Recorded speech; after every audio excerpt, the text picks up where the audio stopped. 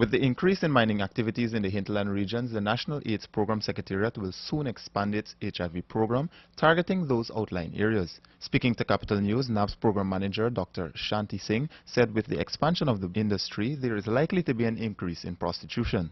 We do recognize, however, that with the mining industry really, expanding and everything else, that coming with the mining industry would be other activities, and we have seen, for example, anecdotal evidence is showing us that there's an increase in commercial sex work that's linked to the mining industry.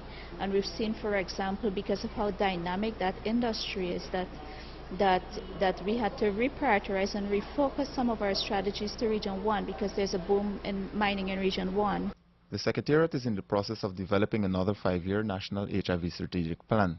Today at the Regency Suite in Georgetown, the second draft of the 2012 to 2020 plan was reviewed by stakeholders with attention on stigma and discrimination along with the at-risk populations. Dr. Singh said that stigma and discrimination is a difficult issue to deal with, but believes that must be solved at various levels. And stigma and discrimination, it's really a difficult issue to deal with. I think behavior change is difficult, but stigma and discrimination is even more difficult.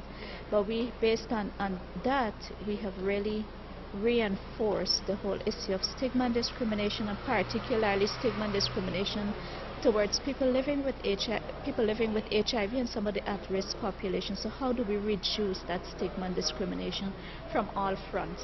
From the front of the healthcare worker and the service provider, the level of the communities and the level of the families, but also within the individuals themselves in terms of internalizing that stigma.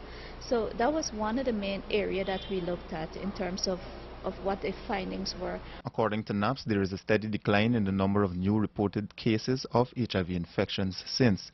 Between last year and 2010, only 972 new cases were recorded. Yannick December reporting for Capital News.